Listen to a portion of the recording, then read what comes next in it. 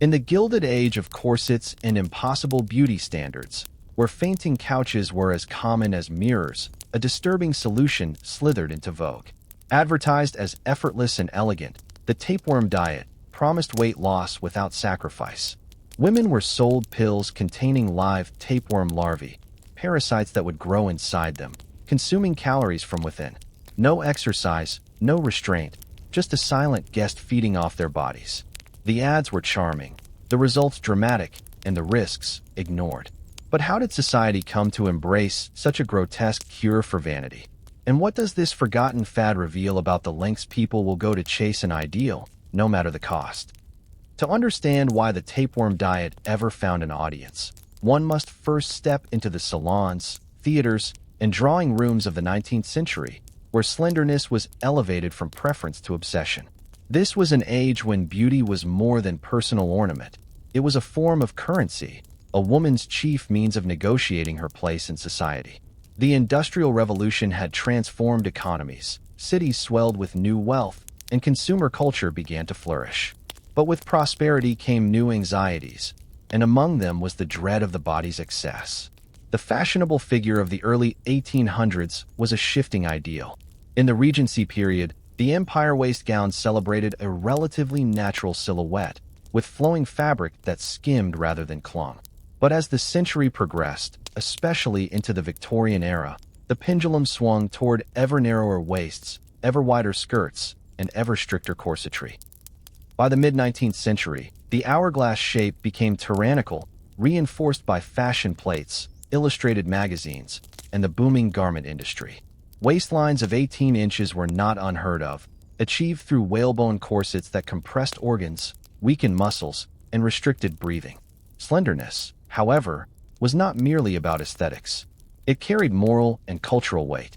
To be slim was to signify self-control, refinement, and superiority over the working classes whose bodies were often fuller from physical labor and cheaper, starchy diets. Fatness was associated with indulgence, gluttony, and moral weakness. Thinness, meanwhile, was exalted as evidence of restraint and purity. Medical treatises, too, reinforced the association, warning women that corpulence could be both unhealthy and socially undesirable. Thus, to be slender was not simply a matter of fashion, it was tied to virtue itself. Yet herein lay the cruel paradox. Women were expected to eat with restraint, but also to preside over households where food was abundant, to entertain lavishly, and to remain radiant while deprived. The more extravagant society's feasts became, the more intense the pressure was to resist consumption. Meals were both temptation and trap, their abundance mocking those who could not conform to the narrow physical mold demanded of them. It is no wonder, then, that remedies promising effortless weight control would flourish. The market for patent medicines exploded in the 19th century. Pharmacies and traveling salesmen hawked tonics, powders, and pills with grandiose claims. Cures for melancholy, vigor for the weak, restoratives for beauty. Many were laced with substances we would now call poisons: arsenic, mercury, laudanum, and yet they found eager buyers. Within this culture of quackery, the idea of ingesting something to stay slim was less alarming than it would be to modern minds. The social conditions of the time created fertile soil for desperation. Urbanization not only exposed women to relentless comparison in public spaces, but also intensified the scrutiny of appearances. Fashion magazines like La Belle Assembly and Godey's Lady's Book offered detailed prescriptions for beauty, instructing readers on how to maintain a trim waist and delicate form. Paintings and photographs perpetuated these ideals, with society portraits accentuating slimness and elegance. Even novels reinforced the trope, where the heroine's fragility and daintiness often symbolized her purity of character. But the cult of slenderness was not limited to women. Men, too, were expected to embody restraint, though the pressures manifested differently. For men, corpulence could be associated with wealth and success, but in intellectual and artistic circles, lean frames suggested vigor of mind and discipline. Still, it was women who bore the brunt of bodily policing, their worth tethered more tightly to physical conformity. The cultural fascination with thinness also intersected with the growth of medicalized dieting. Physicians began publishing diet regimens, most famously William Banting's 1863 pamphlet Letter on Corpulence, which popularized low-carbohydrate eating. Banting's method, eschewing bread, potatoes, and beer, offered a structured path to weight loss, but it required effort, discipline, and abstinence. For those unwilling or unable to follow such regimens, the promise of an easier path must have seemed irresistible. And so, when advertisements began circulating that whispered of a miraculous capsule, one that would allow indulgence without consequence, the ground was already prepared. The pill did not demand restraint. It did not chastise or moralize. Instead, it offered partnership with an invisible companion, a parasite that would dutifully consume the excess, leaving the body slender and socially approved. The horror of sharing one's body with such a guest could be suppressed beneath the greater horror of social rejection, whispers of fatness, or the fear of being left unmarried. The fascination with extreme solutions was further fed by spectacle. Medical museums, freak shows, and popular science lectures routinely displayed human oddities and grotesque curiosities. Parasites themselves were not unknown to the public. Images of worms and other intestinal invaders were shown in textbooks and pamphlets. Far from deterring people, such knowledge seemed to thrill them, mingling disgust with fascination. The tapeworm pill, in this light, was less an abomination and more an extension of the bizarre wonders already paraded before society's gaze. It is also worth noting that the actual origins of the tapeworm diet remain shrouded in uncertainty. Some historians suggest the claims were exaggerated or fabricated, pointing out that definitive evidence of commercial tapeworm pills is scant. What is clear, however, is that the idea was widely circulated in popular culture, whether as reality or rumor. Advertisements mentioning sanitized parasites or dietary aids may have played upon the very possibility, and it was enough to seize the imagination. Whether the practice was widespread or not, the myth of the tapeworm diet reveals the desperate extremes of beauty culture in the 19th century. The cult of slenderness thus forms the foundation for our tale. Without this societal obsession, the grotesque promise of the parasite pill would never have gained traction. But with women hemmed in by corsets, crushed by expectation, and hunted by the gaze of a judgmental society, the unthinkable became imaginable, and the unimaginable became marketable. It is here, in the crucible of vanity and fear, that the tapeworm diet was born. In the 19th century, medicine was poised uneasily between tradition and modernity. It was an age when scientific advances illuminated the mysteries of the body, even as superstition, quackery, and incomplete understanding continued to cloud the public imagination. Nowhere was this tension more evident than in the field of digestion, where scientists and physicians struggled to unravel how food became flesh, and how flesh might wither away. Their discoveries and missteps together created the intellectual soil in which the tapeworm diet myth took root. For centuries, the mechanics of digestion had been explained through the lens of humoral theory, which posited that the body was governed by four fluids: blood, phlegm, black bile, and yellow bile. Imbalances of these humors caused illness, and gluttony was seen as producing an excess of phlegm or bile. Physicians prescribed purging, vomiting, and fasting as remedies, more moralistic than scientific. By the 1800s, however, humoral medicine was giving way to physiology. Scientists such as William Beaumont in America began to study digestion not as an abstract balance of fluids, but as a chemical and mechanical process. Beaumont, famously, investigated the stomach through the accidental gastric fistula of Alexis St. Martin, a Canadian trapper whose gunshot wound left his stomach permanently open. Through this strange window into the body, Beaumont observed the churning of gastric juices and the breakdown of food. His 1833 book Experiments and Observations on the Gastric Juice marked a turning point. The stomach was now a laboratory, not a mystical vessel. Yet while science advanced, it advanced unevenly. Many gaps remained in the understanding of metabolism. Calories, for instance, as a measurable unit of energy, were not introduced into nutritional science until the late 19th century. Without this framework, physicians struggled to quantify intake and expenditure. They could describe the effects of overeating, but they lacked a precise language for weight gain and loss. Into this fog stepped those willing to fill the void with speculation, miracle cures, and parasitic promises. Starvation itself was both feared and fetishized. On one hand, the memory of famine haunted Europe, from the Irish potato famine to crop failures across the continent. Starvation meant social collapse, death, and despair. On the other hand, controlled deprivation, dieting, was cast as virtuous. A thin woman was proof of moderation, not misfortune. This duality infused the cultural imagination. To starve unwillingly was tragedy. To starve voluntarily was triumph. It was in this cultural paradox that the tapeworm entered as an unlikely savior, a creature that could starve the body without starving the appetite. Medical literature of the time occasionally referenced parasites, though often with imprecise understanding.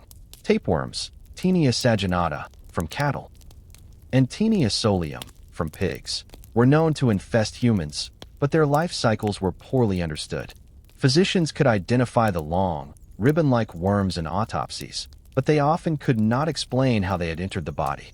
The notion that these creatures might be harnessed deliberately, ingested in eggs or larvae, was a grotesque extension of scientific half-knowledge. What better way to burn calories, it was thought, than to allow another living being to consume them first? The 19th century also saw a growing fascination with metabolism and energy. Physiologists like Justus von Liebig in Germany theorized that food provided fuel for muscular work and brain activity. Liebig classified nutrients into three categories: protein, fat, and carbohydrate, and suggested that each had distinct roles. But even his theories were incomplete and sometimes misleading. For instance, he overemphasized protein as the fuel for muscular work, a misconception that persisted for decades. Without a clear framework, the public could be swayed by claims that certain substances or organisms could manage weight more efficiently than human willpower ever could. Starvation experiments, too, captured the imagination of both scientists and the public. Accounts of hunger strikes, shipwreck survivors, and religious ascetics circulated widely. These stories were often sensationalized, showing both the dangers and the strange allure of fasting. The human body, it seemed, could waste away dramatically under deprivation. Was it not possible, then, that a hidden parasite might replicate this effect, silently siphoning off sustenance, leaving the host slim and ethereal? The line between medical observation and morbid fantasy blurred easily. Popular culture reflected these tensions. Penny newspapers and pamphlets often exaggerated scientific discoveries for entertainment, mixing fact with speculation. Reports of intestinal worms appeared alongside articles on spontaneous combustion, mesmerism, and phrenology. Parasites, with their grotesque appearance and uncanny ability to live inside the human body, were tailor-made for sensational stories. The idea of voluntarily ingesting such a creature might have begun as satire or rumor, but in a world awash with miracle cures, it soon gained a veneer of plausibility. The science of digestion, then, was a half-built house in the 19th century. Enough was known to make people believe in biological mechanisms, but not enough to dispel myths. Without calories to calculate or controlled studies to consult, people turned to whatever explanations fit their fears and desires. If a pill promised to harness a tapeworm in the service of slenderness, it did not seem entirely absurd. After all, the body was already imagined as a furnace of sorts. Why not add a helper to stoke the flames and consume the fuel? Moreover, the medical establishment itself was divided. While some physicians denounced fad diets and quack remedies, others profited from them. The boundary between doctor and charlatan was porous. A physician might prescribe a dubious tonic not out of malice, but because he, too, lacked better options. Without antibiotics, without standardized nutrition science, and with limited therapeutic tools, the line between experimentation and exploitation was thin. Patients, meanwhile, desperate for results, often welcomed even the most bizarre prescriptions. The fascination with parasites intersected with broader anxieties about control and invasion. The 19th century was also the age of empire, when colonial encounters introduced Europeans to exotic foods, diseases, and creatures. Parasites symbolized both the marvels and the perils of these exchanges. To ingest a tapeworm pill, willingly or otherwise, was to dramatize the blurred line between consumption and corruption, between nourishment and contamination. It was an act both terrifying and tantalizing, embodying the contradictions of the era's science of starvation. Ultimately, the science of the time did not refute the plausibility of the tapeworm diet. Instead, it left enough uncertainty for rumor to thrive. Where there is mystery, there is imagination. Where there is imagination, there is exploitation. The tapeworm pill was never simply a product. It was the child of incomplete science, cultural desperation, and medical spectacle. Thus, when slender women whispered of a capsule that could consume their excess in silence, they did not imagine it impossible. They imagined it inevitable. The 19th century was a golden age of advertising, though the word golden might be better replaced with gaudy, manipulative, or even grotesque. It was an era when quack remedies flourished, sold with a flourish of flowery prose and illustrated with fantastical promises. Against the backdrop of industrialization, urbanization, and new mass media, newspapers and pamphlets became fertile ground for miracle cures. The mysterious tapeworm diet would find its place in this noisy landscape, not as a carefully documented medical prescription, but as a rumor fueled by suggestive advertisements, word of mouth, and the desperation of those who sought transformation. To understand how the tapeworm diet could capture the imagination of 19th century women, one must first step into the advertising world of the time. London, Paris, and New York were awash in handbills, posters, and advertisements that promised miraculous transformations. Pills to whiten the skin, elixirs to restore hair, tonics to cure melancholy, corsets to reshape the body. All were marketed with bold claims and lurid illustrations. The rise of lithography allowed for cheap and colorful images, while newspapers, increasingly affordable, spread advertisements into middle-class homes. It was a world in which commerce married spectacle, and truth was often the least important ingredient. Advertisements for supposed diet aids leaned heavily on themes of secrecy and exclusivity. The language of whispers and hidden knowledge pervaded these ads, a marvel known only to the discerning, or a secret remedy favored by the ladies of Paris. Weight loss was not yet a fully medicalized concern, but a social one, tied to beauty and status. Thus, the pitch for something as grotesque as a tapeworm pill could be softened by framing it as a glamorous secret of European nobility, a whispered indulgence of the fashionable elite. The problem, of course, is that no clear evidence survives of official advertisements explicitly selling tapeworm larvae. Scholars continue to debate whether the so-called tapeworm diet pills were ever widely distributed, or whether they remain the exaggerated invention of later retellings.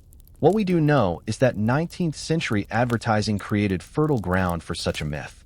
Countless other products of dubious efficacy were promoted with equal boldness, from arsenic wafers that promised luminous complexions to vinegar-laced tonics said to purify the blood. In this carnival of claims, the idea of ingesting a parasite did not seem entirely out of place. One oft-cited story, though likely apocryphal, describes advertisements in women's magazines offering sanitized tapeworms, encased in gelatin capsules, guaranteed harmless. Whether such ads truly ran or not, the mere belief that they could have existed reveals much about the era's advertising climate. This was a period when sellers of electric belts claimed they could restore male vigor, when bottles labeled as cures often contained nothing more than alcohol or opium, and when testimonials, often fabricated, were the currency of persuasion. If an ad declared that aristocratic ladies had achieved their enviable thinness by swallowing a worm, many readers would have at least entertained the notion. Advertisements also played upon the duality of horror and hope. The image of a worm inhabiting the body was revolting, even terrifying, yet it was precisely this horror that lent the idea its perverse credibility. If it is so dreadful, many might have reasoned, it must also be effective.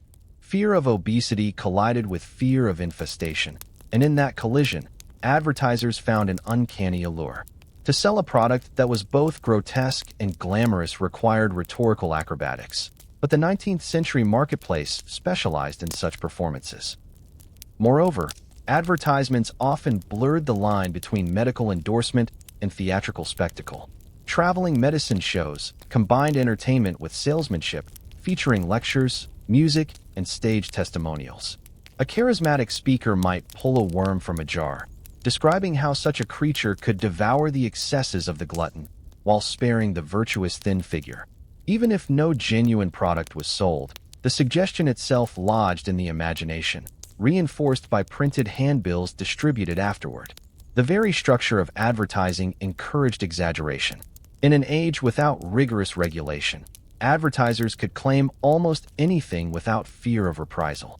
The American Medical Association, founded in 1847, decried such practices, but enforcement was virtually non-existent. Not until the Pure Food and Drug Act of 1906 in the United States did real limits begin to curb the wild claims of patent medicines. Until then, newspapers were filled with sensational pitches: powders to cure cancer, syrups for infants that contain morphine, and diet aids promising transformation without effort. The tapeworm diet, whether real or imagined, was a natural extension of this atmosphere of unbridled hyperbole. Advertisements also preyed on the language of modern science, dressing their dubious claims in the garb of medical authority. Words like germ, metabolism, and sanitized were sprinkled into promotional texts to give an air of legitimacy. For women who might have been skeptical, the suggestion that these worms were harmless and scientifically approved lent the idea a veneer of respectability. Testimonials, whether from supposed doctors or unnamed society ladies, completed the illusion. Beyond print, the rumor of tapeworm pills was fueled by word of mouth, whispered in parlors and boudoirs. Women, often excluded from formal medical discussions, relied on one another for advice about health and beauty. A story overheard at a tea party: that lady so-and-so had ingested a capsule that allowed her to eat sweets without consequence, could spread quickly, transformed with each retelling. Whether such a capsule existed mattered less than the fact that people believed it could exist.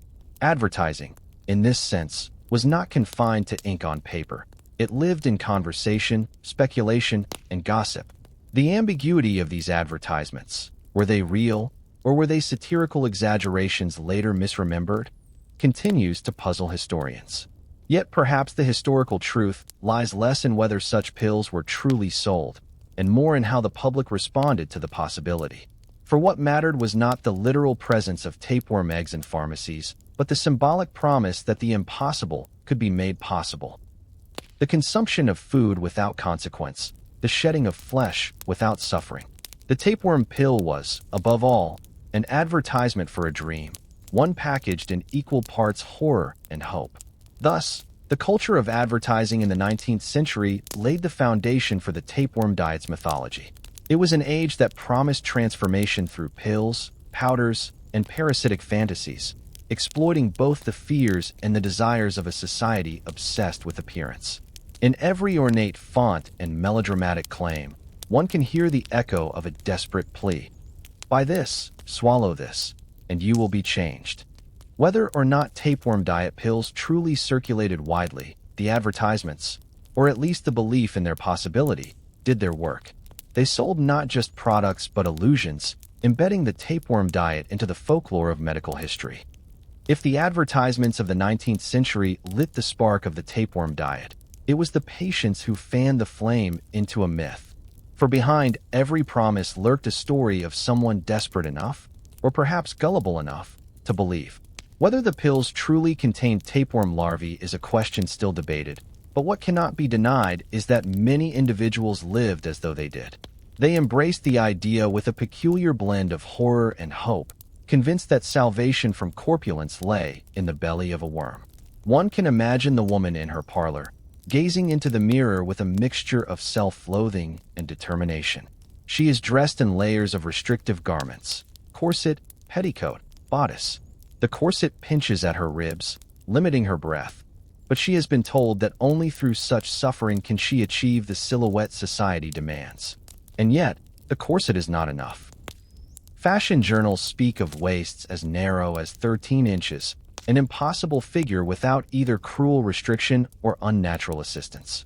Into this climate enters the whisper of a pill that could do the work silently, invisibly. Swallow it, the rumor says, and let the creature consume the excess on your behalf. Medical accounts from the time are scattered, but they hint at cases where patients genuinely feared, or perhaps hoped, that they harbored tapeworms. Some presented themselves to doctors with complaints of abdominal rumbling or unexplained weight loss, whispering that they might have deliberately swallowed something. Physicians of the day, caught between science and superstition, often dismissed such claims, but a few noted them with grave concern. A young lady, one 19th century physician allegedly wrote, professed to have taken a pill which she believed contained a worm. She described sensations of gnawing within her, and while I could not verify her claims, she seemed convinced of their truth. Such anecdotes, whether embellished or authentic, reveal how far the belief had penetrated.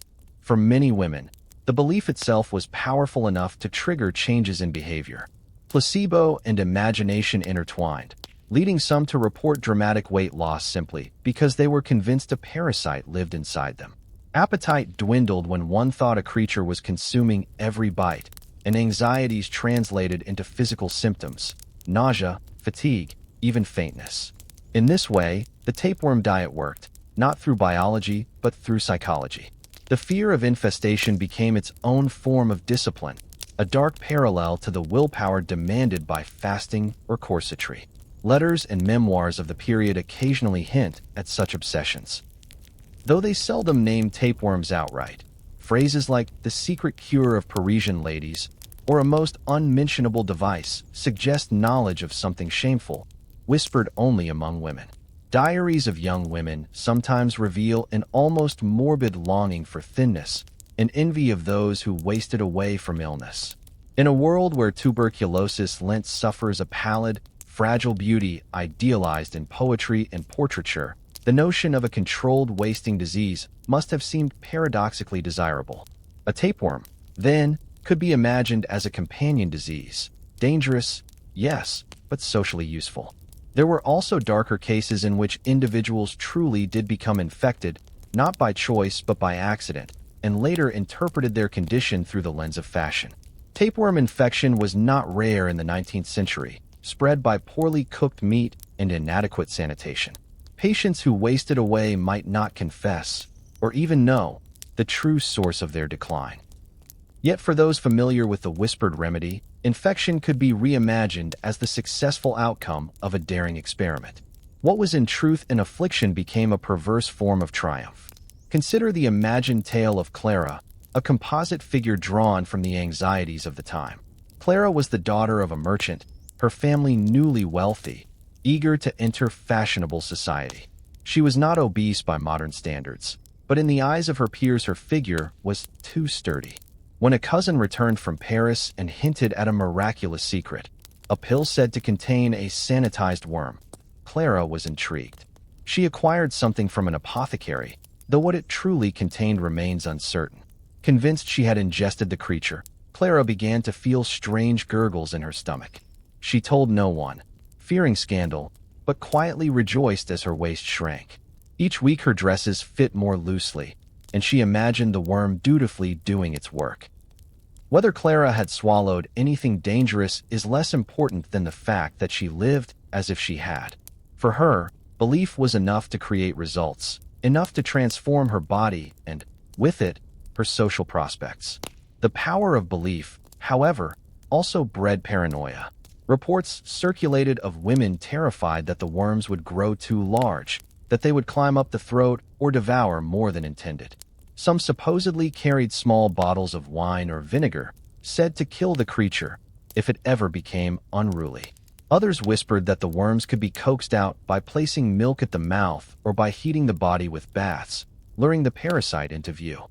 These tales straddled the line between folklore and medical practice, but they reveal how deeply the idea of intentional infestation had penetrated popular consciousness.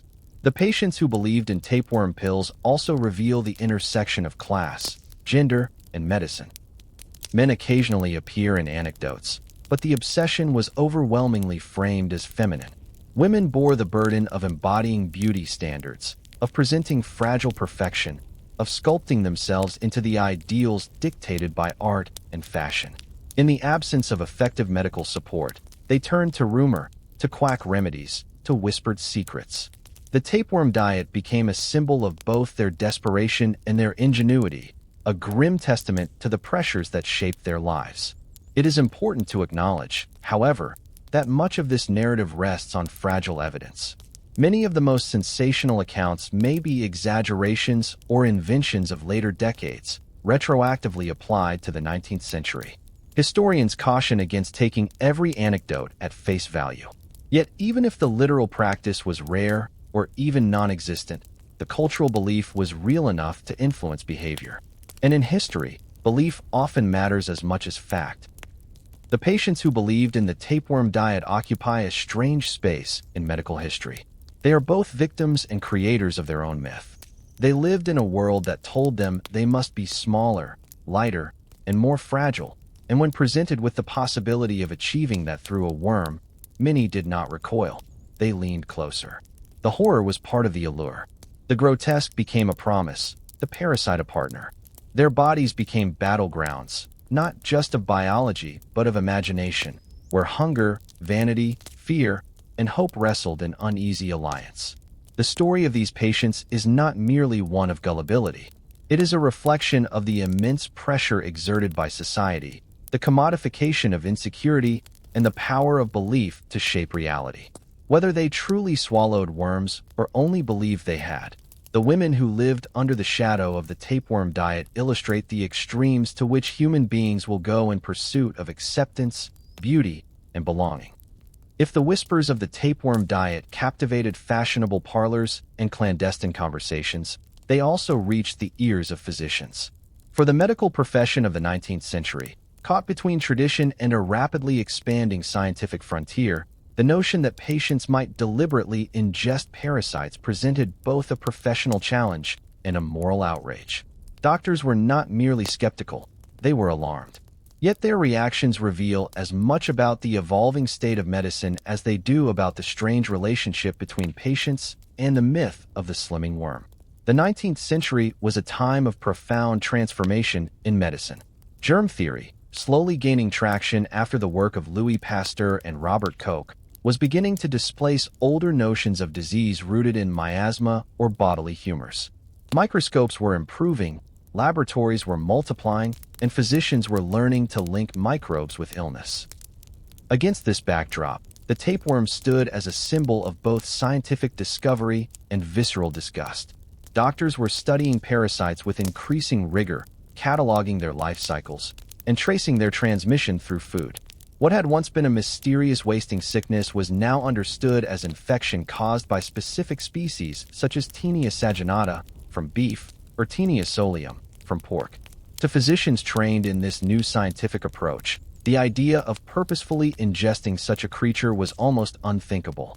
Parasites represented the very antithesis of health, silent invaders, siphoning off nourishment, damaging organs, and in some cases migrating into the brain or eyes with catastrophic results. Reports of seizures, blindness, and even death from tapeworm cysts were well documented. To a doctor, no sane patient could wish for such a condition. Yet, as newspapers and journals occasionally reported, some patients seemed to do exactly that, or at least believed they had. Medical journals of the time contained scattered references to the supposed worm pills. While most dismissed them as fraudulent, their persistence troubled doctors. One British medical periodical in the 1880s described them with scorn. It is rumored that a preparation exists whereby the larvae of Taenia may be administered for the purpose of slimming.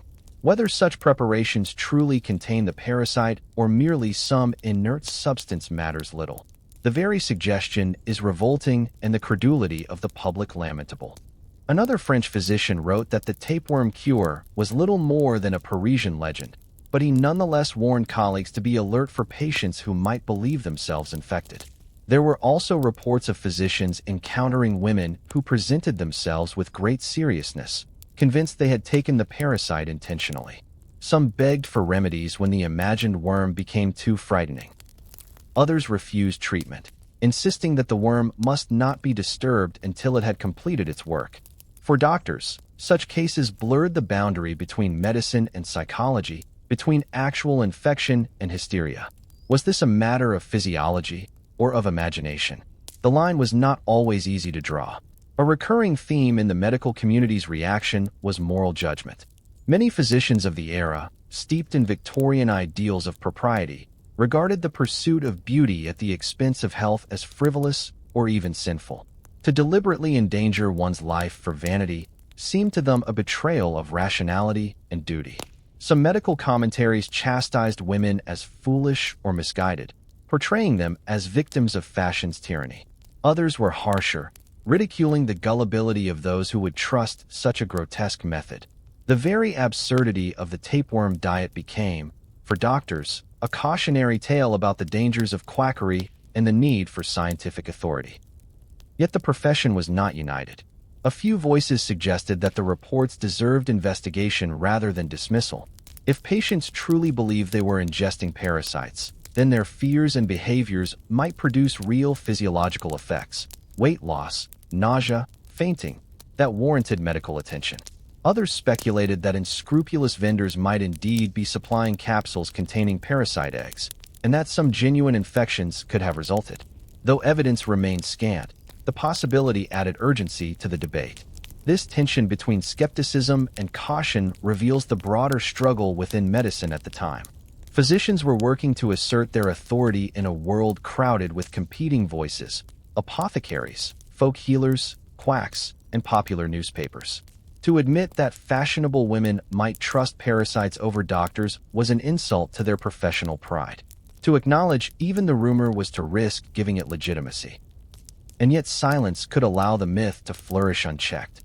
Thus, many doctors felt compelled to denounce the tapeworm diet loudly and repeatedly, even while admitting that they had little concrete evidence of its practice. One striking feature of the medical response was its intersection with class. Doctors noted that it was often the wealthy or aspiring middle classes who sought out such extreme measures. Poorer women, by contrast, seldom worried about corpulence. Hunger and labor kept them lean. For physicians, this reinforced the idea that the tapeworm diet was not a true medical condition but a fashion disease, a manifestation of vanity among those with leisure and money. The worm thus became, in their writings, not only a parasite of the body, but also a symbol of the moral decadence of the upper classes. The medical community also sought to counter the myth with education. Public lectures and pamphlets warned of the dangers of parasites, describing in lurid detail how worms could grow to lengths of 30 feet, knotting themselves inside the intestines, causing blockages or worse. Illustrations in medical texts showed their grotesque forms: long, ribbon-like bodies studded with hooks and suckers. Such images were meant to terrify, to dissuade anyone from finding glamour in infestation. If beauty magazines hinted at a miraculous cure, medical treatises shouted back with nightmares of anatomy. Despite these efforts, the allure of the worm endured, perhaps precisely because of its horror. The very disgust that doctors deployed in their warnings was part of what made the diet so fascinating. In a world where thinness was idolized but difficult to achieve, the thought of a creature silently working in one's favor held a macabre appeal. Doctors may have denounced the idea, but their words kept the rumor alive, giving it an air of forbidden knowledge. Looking back, the reaction of the medical community underscores how fragile authority was in that era. Medicine was advancing rapidly, yet its practitioners still struggled to control the flood of misinformation and rumor. The tapeworm diet was not merely a bizarre fad. It was a test case in the battle between scientific rigor and public fantasy. Physicians who condemned it were not only defending health, they were defending their own profession against ridicule and irrelevance. Ultimately, the doctor's warnings were prescient. For while there is little evidence that tapeworm pills were widely consumed, genuine parasitic infections were a real danger. The risks of intentional ingestion, had it occurred, would have been devastating. In their denunciations, then, the physicians were correct. The tapeworm diet was a deadly fantasy. But in their scorn, they also revealed a deeper truth about the anxieties of their age. That beauty could drive people to extremes beyond reason, and that medicine itself was only beginning to understand the complex interplay between mind, body, and society. In the 19th century, quackery thrived in the fertile soil of uncertainty, vanity, and desperation.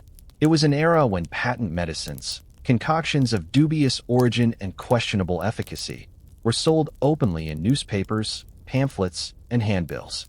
Against the backdrop of rapidly industrializing cities and a booming print culture, advertisements became weapons of persuasion, designed not merely to inform but to seduce. The supposed tapeworm diet found its natural place in this world of spectacle, rumor, and calculated deceit. Quacks had long relied on the power of anonymity and exoticism. The more mysterious their remedies sounded, the more appealing they became to customers seeking quick solutions. Weight loss, even then, was a booming market. Slimness was not just an aesthetic preference, it was a social passport. To advertise a method of effortless slenderness was to tap into a vein of desire that seemed inexhaustible. For many women, especially those navigating the pressures of bourgeois respectability, advertisements promised escape from ridicule and a guarantee of belonging. The allure of the tapeworm pill was its paradox, both horrifying and irresistible. Advertisements never declared openly, "Swallow a parasite." Instead, they cloaked the promise in euphemism. Handbills and rumors hinted at the miracle capsule, the slimming organism, or the natural digestion aid. The ambiguity was deliberate. Customers understood, or at least half believed, that a living creature might be involved, but the mystery only deepened the appeal. What if the very thing doctors warned against could be harnessed as a tool?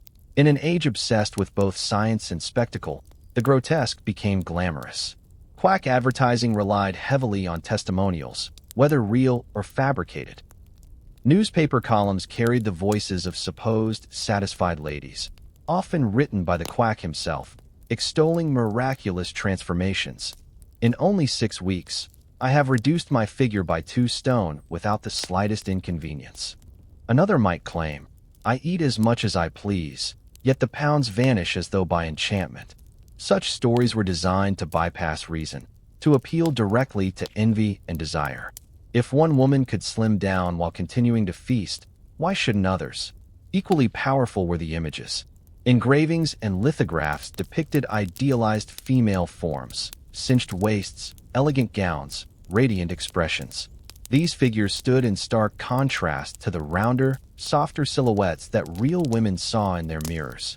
The visual message was clear, transformation was possible, and the pill was the gateway. Even if the advertisements never named the worm, the implication lingered in whispers and gossip. The ambiguity allowed quacks to profit without incriminating themselves. Advertisements for the tapeworm pill existed on the boundary between fact and fiction. Some were perhaps entirely fabricated, never attached to a real product, but rather circulating as satirical exaggerations or malicious rumors. Others may have been real enough, selling capsules that contained little more than laxatives, herbs, or empty promises. In either case, the dynamic was the same. The consumer's imagination did most of the work. The fear and fascination surrounding parasites were so vivid that even the suggestion of such a cure could move people to buy. The world of quackery thrived on theater. Peddlers shouted in marketplaces, demonstrating before and after effects with exaggerated flair. Traveling salesmen offered samples from their wagons, often accompanied by music, banners, or performers who drew a crowd. The pill's mystique grew as much from performance as from print. A woman might not even see the advertisement herself, but hear about it secondhand, whispered at a tea table or murmured in a dressmaker's shop. Rumor functioned as the most powerful advertisement of all. The tapeworm diet also intersected with the larger quack industry of digestive aids and slimming tonics. Dozens of products promised to purify the blood, regulate the stomach, or dissolve fat. Some contained dangerous substances, arsenic, mercury, strychnine, yet they were advertised as harmless and even healthful. Against such a backdrop, the idea of a worm did not seem impossibly far-fetched. If women were already swallowing poison in pursuit of beauty, why not parasites? Quacks exploited this logic, presenting their capsules as simply the next step in a continuum of bold remedies. The rise of quack advertising was fueled by the explosion of print culture. Newspapers competed for readership, and advertisements provided vital income. Few editors questioned the legitimacy of the products they printed, so long as the advertisers paid their fees. Even reputable publications carried quack promotions, mingling them with news and editorials. The boundaries between fact and fiction blurred, and consumers were left to navigate the marketplace of cures on their own. Quacks were adept at manipulating scientific language to lend credibility. Words like organism, natural symbiosis, and biological regulator appeared in some advertisements, designed to impress readers with their modernity. Science had become fashionable, and to drape a product in pseudoscientific terminology was to give it an aura of legitimacy. The tapeworm pill, whether real or imagined, benefited from this trend. It seemed to embody both cutting-edge biology and ancient natural wisdom. The parasite became not an invader but a partner, a natural assistant in the struggle against corpulence. At the same time, quacks understood the power of secrecy. Some advertisements invited customers to send for pamphlets in a discreet envelope, or to write to an anonymous address where their request would be handled with utmost privacy. This discretion played upon the shame many women felt about their weight. To purchase openly was embarrassing. To correspond privately was liberating. Quacks capitalized on this vulnerability, ensuring that their customers would not seek second opinions or discuss the matter with physicians who might dissuade them. The tapeworm diet reveals the genius of quack marketing. It did not need to exist in large numbers to succeed. A few advertisements, a handful of rumors, and the imagination of the public did the rest. The worm's grotesque image was so powerful that it lived on in the cultural imagination long after any actual pills had been sold. Indeed, many historians believe that the diet was more myth than reality, kept alive not by widespread practice, but by the relentless machinery of quackery and gossip. This does not mean the quacks failed. On the contrary, they profited precisely because the product was so tantalizingly improbable. People paid not only for pills, but for hope, for the promise of transformation, for the thrill of flirting with the forbidden. The advertisements did not sell worms. They sold desire wrapped in disgust, the fantasy of control through surrender.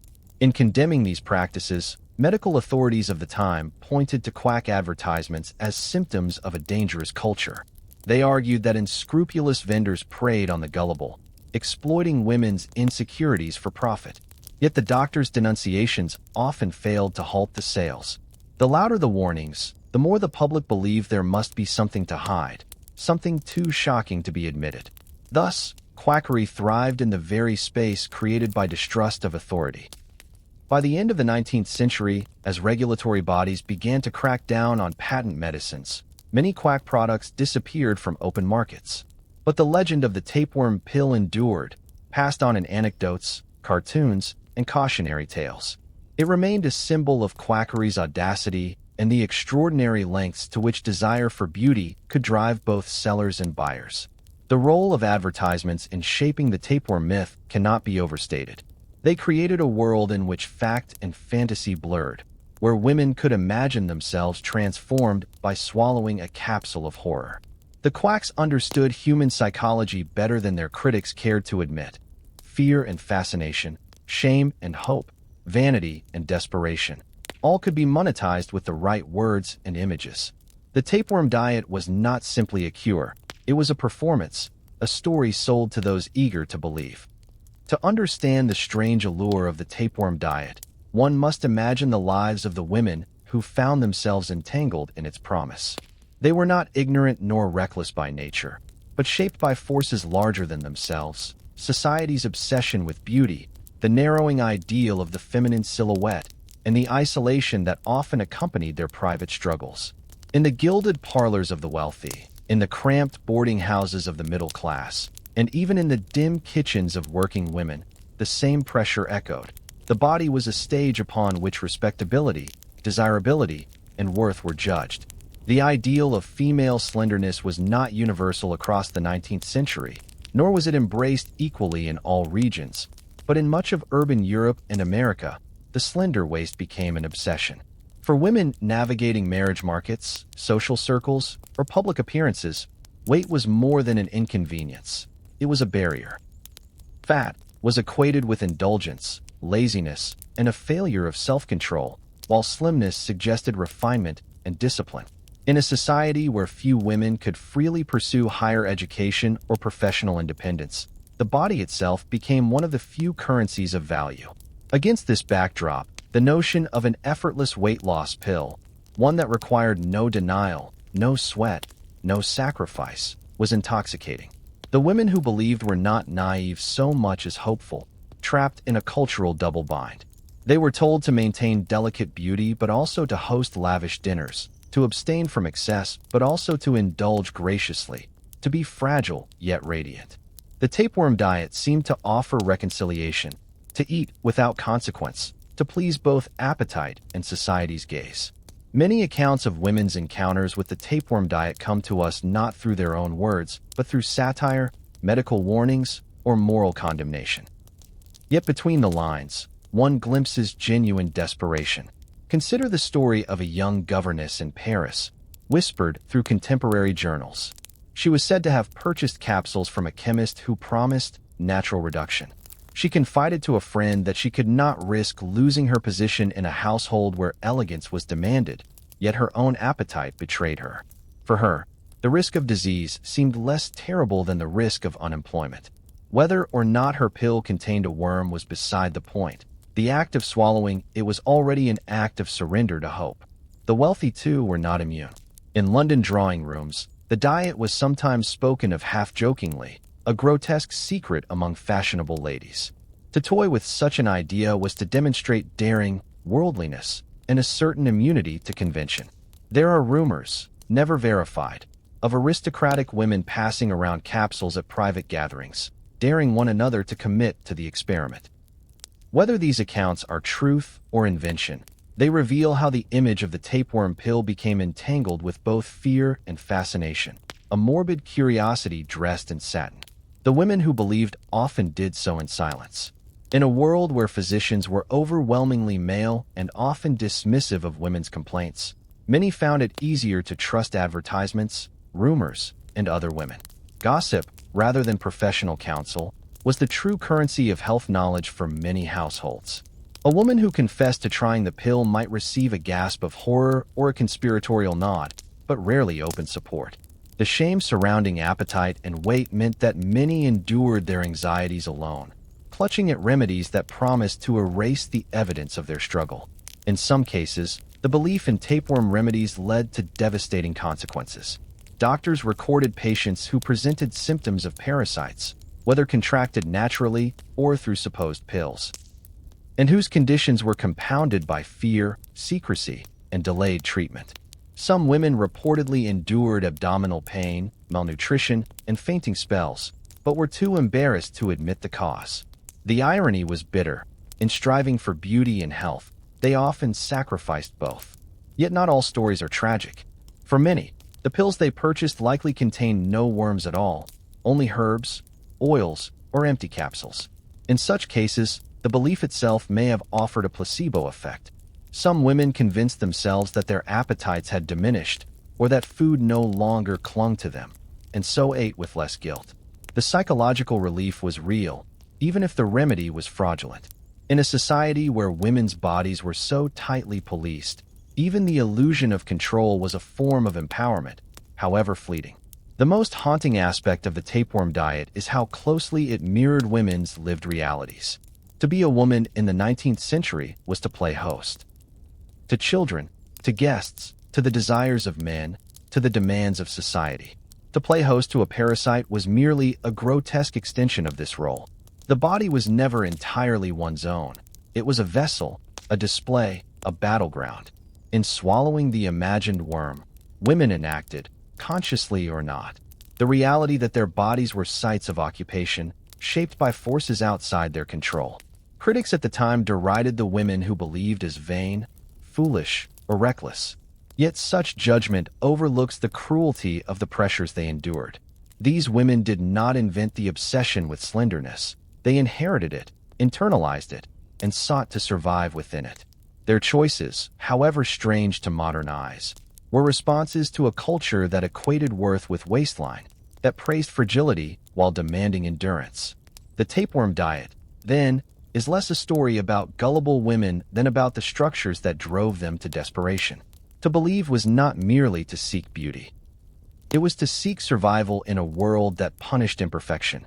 Each capsule represented a fragile hope, that the body could be reshaped, that shame could be silenced, that life might become easier if only the mirror reflected what society demanded. Their belief echoes forward into modern times.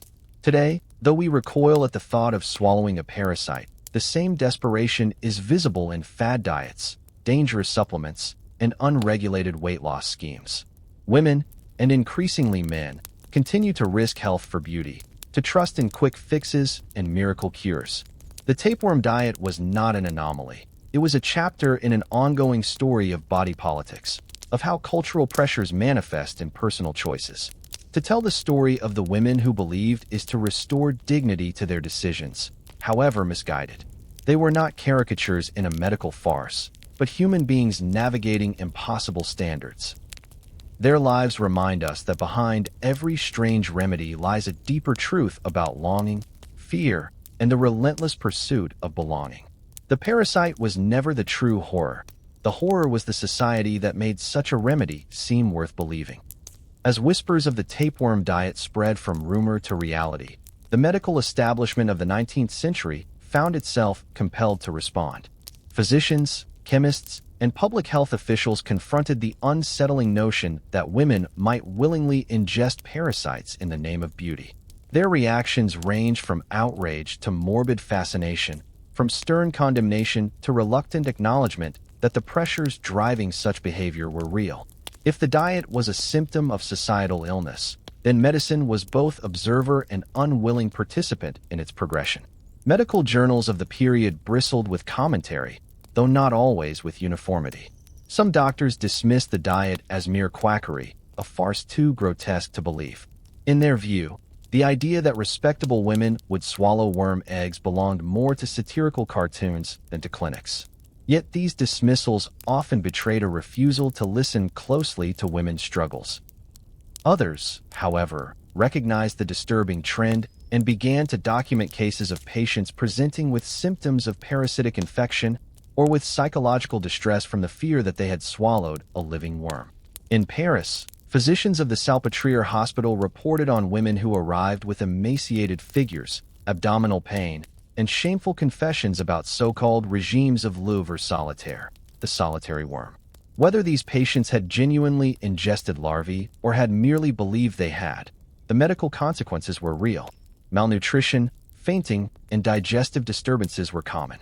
More subtle were the psychological scars, the dread of harboring a silent predator within one's body, a dread often more crippling than the parasite itself.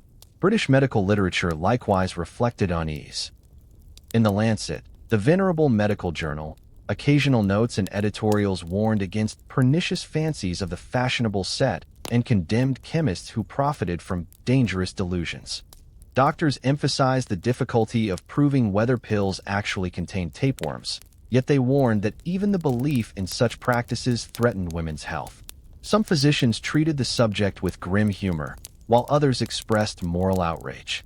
They saw in the diet not only a medical risk, but also a social indictment, proof that women's vanity could lead them to folly. This moralizing tone, however, revealed as much about the medical establishment as it did about patients. The physicians who condemned women for gullibility often ignored the cultural machinery that had cornered them into desperation. Few acknowledged the relentless body shaming of fashion plates, corset advertisements, or matrimonial expectations. Instead, women themselves were portrayed as the architects of their own misery, an interpretation that absolved society while pathologizing female desire. Still, not all doctors were blind to nuance. Some framed the tapeworm diet as evidence of what they called nervous disorders of the female constitution. They believed that the anxieties of urban life, combined with restrictive gender roles, had created fertile ground for hysteria and hypochondria. In their eyes, the diet was less about beauty and more about a collective nervous malady, a symptom of women's overtaxed nerves and suppressed ambitions. While their theories often reinforced stereotypes, they at least attempted to grapple with the psychological dimension of the phenomenon. There were also practical responses. Public health authorities began to campaign against quack medicines, broadening efforts that had already targeted arsenic-laced tonics, cocaine-infused remedies, and other dangerous cures. In the United States, state-level medical boards occasionally investigated claims of worm-based weight loss pills, though prosecutions were rare. Proving the content of capsules was difficult, and many vendors cloaked their formulas in secrecy, citing proprietary rights. The result was a regulatory vacuum in which rumor and commerce thrived. The medical community also sought to educate the public. Pamphlets, lectures, and articles in women's magazines warned against parasite cures, often describing in vivid detail the gruesome realities of tapeworm infection.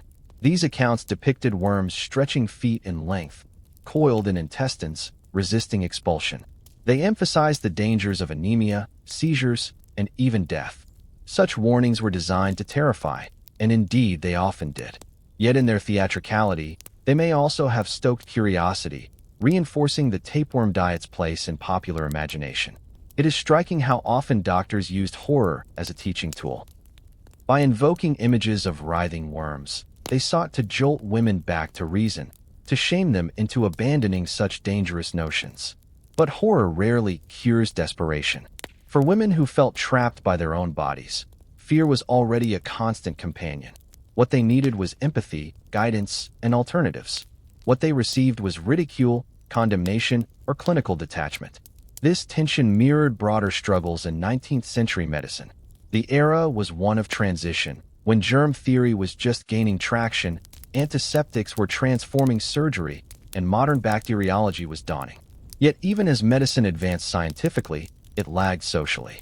Women's health was often reduced to reproductive functions, their complaints dismissed as nerves. Against this backdrop, the tapeworm diet was less an anomaly than an indictment of medical blind spots. Some physicians quietly acknowledged that they too bore responsibility. After all, parasites were not unknown in medical treatment. Tapeworms, in certain contexts, had been studied as curiosities or even proposed as therapeutic instruments for obesity. Though such ideas rarely gained mainstream traction, the mere fact that medical men speculated lent legitimacy to quack practitioners. If doctors toyed with worms in theory, was it any wonder that chemists sold them in practice? One of the most remarkable aspects of the medical response was its inconsistency. In some cases, women with parasitic infections were treated with sympathy and vigorous care. In others, they were mocked as fools and held up as cautionary tales. This inconsistency reveals the uneasy balance between scientific curiosity and moral judgment. Doctors were fascinated by the pathology of the parasite, but impatient with the psychology of the patient. And yet, despite ridicule and warnings, the allure persisted. The medical community's denunciations could not erase the cultural forces that made the tapeworm diet appealing. In fact, the more doctors thundered against the practice, the more it acquired the sheen of rebellion, an unorthodox path that defied paternalistic authority. For some women, to believe in the pill was not only to chase beauty, but also to assert independence. However, tragically, the tapeworm diet thus became a contested site where medicine, morality, and culture collided. It was a test of how far science could reach into the private lives of individuals, how much authority doctors wielded over women's bodies, and how society responded when health and beauty became entangled in dangerous ways. The legacy of the medical response is ambiguous. On one hand, doctors' warnings did curb some enthusiasm, reminding the public of the real dangers of parasites. On the other, their moralizing tones alienated women, reinforcing mistrust and secrecy. In hindsight, the medical community's struggle with the tapeworm diet was not merely about parasites. It was about control of knowledge, control of women's bodies, and control of the narrative of health. Science was advancing, but empathy lagged. The women who swallowed pills, whether containing worms or not, were not cured by horror stories or condemnation. They remained caught between cultural expectation and medical authority, their choices reflecting the complex web of pressures surrounding them. The tapeworm diet reminds us that medicine is never practiced in a vacuum. Scientific facts alone cannot erase desperation, and condemnation without compassion only deepens shame. The physicians of the 19th century confronted a strange and unsettling trend, but their responses reveal as much about their own limitations as about the women they sought to guide. If the 19th century tapeworm diet existed only as a rumor whispered in boudoirs or as an oddity in medical journals, it might have faded into obscurity. But what gave the practice longevity and its haunting hold on the imagination was commerce. Where there was demand, there were entrepreneurs. Where there was desperation, there were salesmen. And in an era when the regulation of medicines was in its infancy, the fertile soil of commerce allowed the so-called business of parasites to thrive. Weight loss was not yet a billion-dollar industry, but its roots were already spreading. Patent medicine vendors, chemists, and unscrupulous apothecaries all recognized an opportunity in women's dissatisfaction with their bodies. The promise of eating everything one desired while shedding pounds without effort was intoxicating. Few products could make such an audacious claim. That the secret involved a parasite only made it more mysterious, more transgressive, more tantalizing. Advertisements began to circulate in newspapers, particularly in urban centers like London, Paris, and New York. They often appeared in the back pages alongside tonics for hair loss, pills for nervous complaints, and syrups for coughs. Some were bold. They proclaimed sanitized tapeworm capsules, the perfectly harmless fat reducer. Others were coy, describing nutrient regulators or living treatments without directly naming the worm. Euphemism was a sales strategy, designed to intrigue while avoiding the blunt disgust the word tapeworm might provoke. Imagery was crucial. Advertisements sometimes depicted slender women in flowing gowns, their waists impossibly cinched, their eyes bright with health. Beneath the image, the caption promised that no corset alone could achieve such elegance. The secret lay in the pill. Other ads relied on pseudoscientific jargon, citing intestinal companions or digestive assistants that would harmonize metabolism. Whether or not the capsules contained parasites, the suggestion was enough to hook the imagination. The truth of the pill's contents was slippery. Some capsules may have contained actual larvae, though proving this is nearly impossible today. Others almost certainly did not. Instead, they may have been filled with inert powders, laxatives, or stimulants. The ambiguity was part of the business model. Sellers exploited the fact that no one could easily verify the claims. If a woman grew thinner after taking them, the pills were credited. If she did not, it was her fault for not persevering. Or, cruelly, the worm was said to be sluggish and needed more time. Quack medicine had long flourished on similar tactics. Snake oils, tonics laced with alcohol or morphine, and miracle powders all promised transformation. The tapeworm diet was not so different, except that its horror captured a deeper level of fascination. By playing on fear as much as desire, it sold not only a product but also a story, a secret society of women brave or desperate, enough to host a parasite in pursuit of beauty. The supply chain was shadowy. In Europe, chemists might source pills from small laboratories claiming medical legitimacy. In America, traveling salesmen often distributed them, peddling remedies at county fairs, in hotel lobbies, or by mail-order catalog. One infamous advertisement from Chicago reportedly offered Jared tapeworms for study and therapy, though whether it was satire or genuine commerce remains uncertain. In the age of Barnum, when spectacle and fraud coexisted freely, it was difficult to tell where mockery ended and profit began. The lack of regulation was the parasite peddler's greatest ally. In Britain, the 1858 Medical Act attempted to curb quackery, but enforcement was weak. In the United States, the Pure Food and Drug Act would not arrive until 1906. Before that, vendors were free to sell almost anything, labeling it however they wished. For women, the choice was stark: trust the dubious promises of anonymous advertisers or endure the silent despair of unwanted flesh. Many chose the former, willingly paying for bottles of pills whose true nature was as opaque as the brown glass that contained them. The financial stakes were not small. A bottle of tapeworm capsules might cost the equivalent of a week's wages for a working-class woman, and more elaborate regimens were priced higher, appealing to the wealthy elite. In both cases, sellers knew their market. For the rich, they offered exclusivity and discretion, a regimen fit for ladies of refinement, available only by correspondence. For the poor, they dangled hope, a modest price for the assurance of slimness. In both appeals, shame was weaponized and monetized. Entrepreneurs behind these products were often shrouded in pseudonyms. They called themselves professors, dietetic specialists, or health innovators. Some had prior experience in patent medicine. Others were simply opportunists sensing profit. Rarely did they face lasting consequences. When challenged, they could disappear, only to reappear under a different name with a slightly altered formula. The fluidity of commerce in the 19th century, combined with the absence of strict oversight, made accountability elusive. The business of parasites also intersected with entertainment. Newspapers, even as they criticized the practice, found that stories about worm diets sold papers. Satirical magazines like Punch lampooned the idea, but every joke carried the unspoken acknowledgement that someone, somewhere, was buying. In this way, ridicule did not kill the business, it advertised it. Mockery and commerce became uneasy bedfellows, feeding one another in a cycle of fascination. Meanwhile, legitimate businesses saw opportunity in countering the trend. Pharmacies and health reformers advertised anthelmintic remedies, pills designed to expel worms. Some were marketed not just to those suffering genuine infestations, but also to those who feared they had swallowed a parasite as part of a slimming regimen. Thus, the commerce of parasites doubled itself. One set of pills promised to give you a worm, another to remove it. Between them lay profit, fed by the very insecurities that had created the market in the first place.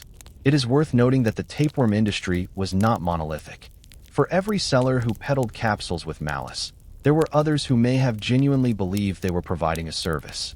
Quackery thrived in part because the boundaries between science and speculation were blurred. Bacteriology was still new. Parasites were exotic curiosities in medical museums. The idea that a controlled infection could aid weight loss was not utterly irrational in an era when leeches were still applied for bloodletting and mercury prescribed for syphilis. But whether cynical fraud or misguided experiment, the business profited from women's suffering. The tapeworm diet became a mirror reflecting both desperation and exploitation. It revealed how easily commerce could commodify fear, how quickly beauty could be priced, and how ruthlessly entrepreneurs could turn the human body into a marketplace.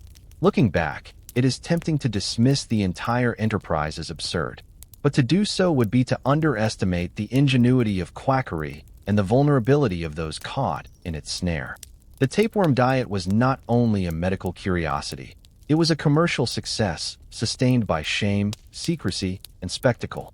And like so many dubious health industries before and since, it thrived because the hunger for transformation, physical, social, emotional, was far stronger than the appetite for truth. The business of parasites thus occupies a peculiar place in history. It was at once grotesque and ordinary, scandalous and predictable. In its advertisements, we see the early contours of the modern weight loss industry: bold promises, dubious science, seductive imagery, and the relentless monetization of insecurity. The tapeworm diet may have faded, but the machinery it revealed, the capacity of commerce to feed on hope and fear, remains with us still. Behind the advertisements, the euphemisms, and the promises of effortless beauty lay the lives of real women. These were not caricatures, nor merely passive participants in a grotesque fad. They were daughters, wives, and mothers living in an age when appearance was currency, when a slim waist could mean social opportunity, and a fuller figure could mean ridicule or exclusion. The victims of the tapeworm diet were not merely medical curiosities. They were human beings whose suffering was amplified by the silent cruelty of the society that judged them. The stories are fragmentary, often preserved only in passing references in newspapers, medical case notes, or memoirs. Some may be apocryphal, others embroidered by sensationalist reporting. Yet, through the haze of rumor, the outlines of real anguish emerge. Women who believed they had found salvation in a capsule instead found themselves trapped in a nightmare. Physically, the consequences could be devastating. Tapeworms are parasites, consuming nutrients that the host ingests. Those who did harbor them often reported persistent weakness, dizziness, and fatigue. Some grew alarmingly pale, their skin stretched thin over bones as anemia set in. In extreme cases, the worms migrated beyond the intestines, infiltrating other organs or causing blockages. Death was not common, but nor was it impossible. For many, The price of vanity was a chronic illness that stole the vitality it had promised to enhance. Even those who did not swallow actual larvae, the ones who ingested inert powders or laxatives sold under false pretenses, suffered in other ways. Laxative abuse left some women dehydrated and weakened, while stimulants in certain capsules heightened anxiety, palpitations, or insomnia. The emotional toll was equally harrowing. Shame silenced them. Few could openly admit that they had swallowed a parasite in pursuit of beauty, and so their suffering remained hidden, endured in bedrooms and behind closed doors. One story, reported in the late 19th century in a New York paper, tells of a young socialite who confided to a physician that she believed a worm lived within her. She had taken the capsules after hearing of them through whispered society gossip. At first, she delighted in the effortless reduction of her waistline. But soon she grew weak, her appetite ravenous yet unsatisfied. The doctor, skeptical of her claims, attempted to dismiss her fears. Yet when the worm was eventually expelled, the horror of her confession was confirmed. By then, the damage was done. Her health never fully recovered, and her reputation bore the taint of whispered scandal. Not all victims were wealthy. Working-class women, too, were drawn into the promise of transformation. For them, the consequences were harsher still. Without access to reliable medical care, a parasitic infection could drag on unchecked, sapping the strength needed for labor in factories, laundries, or domestic service. For a woman whose wages fed her family, the irony was cruel. The quest to appear more desirable left her less able to survive. The survivors, those who endured the diet and lived to reflect on it, often carried scars beyond the physical. Some later wrote bitterly of the vanity that had led them astray, casting themselves as cautionary tales for younger women. Others admitted no regret, preferring thinness and frailty to the stigma of weight. In their words, one hears not only desperation, but also a profound loneliness. They had been driven to extremes by societal pressures and left to bear the consequences in silence. For physicians of the time, these women were sometimes treated as curiosities rather than patients. Medical journals recorded cases of tapeworm obesity cures with a mixture of clinical detachment and morbid fascination. Few doctors asked why women might resort to such measures. Fewer still condemned the culture that demanded it.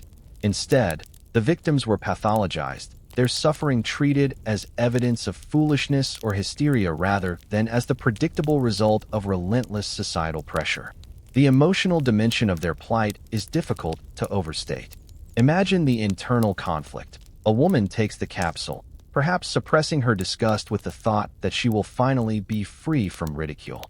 Days later, she feels the gnawing hunger, the weakness, the creeping fear that something inside her is alive. Yet to speak of it would invite laughter or condemnation. To confess is to admit to desperation. And so she suffers silently, fearing her own body, mistrusting every pang of the gut. For some, the ordeal ended in hospitals, where doctors performed brutal and invasive procedures to remove worms.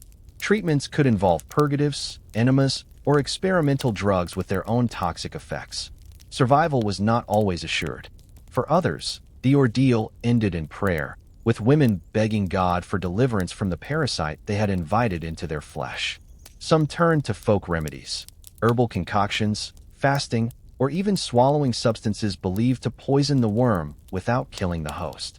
In every case, the struggle was one of endurance, fought in secrecy and silence. The tragedy of the victims was not only personal, but cultural. They were victims not merely of parasites, but of a system that commodified beauty, that judged worth by inches of the waistline, and that allowed commerce to prey upon fear. They were victims of an industry that sold illusions, of doctors who mocked rather than healed, and of a society that demanded perfection but offered no compassion. And yet, some survivors resisted. There are scattered accounts of women who denounced the practice, writing letters to editors or warning others in quiet conversation. Their voices, though few, remind us that resistance is possible even in the face of overwhelming pressure. These women may not have dismantled the culture of shame, but they planted seeds of skepticism, questioning whether beauty should be bought at such a cost. The victims and survivors of the tapeworm diet thus form a hidden chorus in history. They remind us that behind every fad, every miracle cure, every grotesque medical experiment, there are real lives altered, sometimes destroyed. Their stories echo across time, cautioning us against the exploitation of desperation, against the temptation to reduce human worth to appearance, against the silence that allows suffering to persist unseen. They are not merely footnotes in medical history. They are testaments to the human cost of vanity and exploitation. Their weakness, their courage, their despair, and their endurance form the human heart of the story. Without them, the tale of the tapeworm diet would be only about commerce and quackery. With them, it becomes what it truly was, a tragedy of flesh and spirit, a reminder that behind every grotesque fad are lives lived and lost.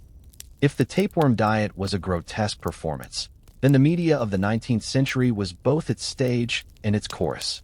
Newspapers, magazines, and pamphlets spread the whispers of possibility, turned rumor into fact, and often blurred the line between satire and sincerity. In an age before modern regulatory boards, the printed word held enormous power. A newspaper column could legitimize a fad. A cartoon could immortalize it in ridicule. The tapeworm diet lived, thrived, and eventually withered in no small part because of the media's fascination with it. The 19th century was an era of print explosion. Advances in printing technology and rising literacy meant that even the working classes had access to daily papers and cheap illustrated magazines. These publications thrived on spectacle. Stories that shocked, titillated, or amused were the lifeblood of circulation. Against this backdrop, the notion of a tapeworm diet was irresistible. It was at once scandalous and comedic, horrifying and oddly plausible. Editors knew it would sell copies. Advertisements were the first vehicle. Some were blatant, with bold claims about safe and discreet weight reduction capsules that promised no dieting, no exercise, only results. The wording was often coy. The capsules were said to introduce a natural guest into the body, one who would assist in the digestion of unnecessary calories. Rarely was the word worm used directly.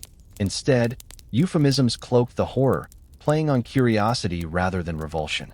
Illustrated magazines sometimes showed idealized images of women in tight dresses, their waists impossibly small, with captions extolling the wonders of a mysterious cure.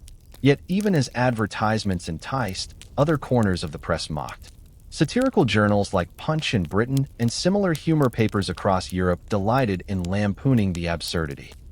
Cartoons depicted fashionable ladies lifting glasses of champagne to toast their intestinal companions, or dapper worms wearing monocles and top hats seated at dining tables within the human gut.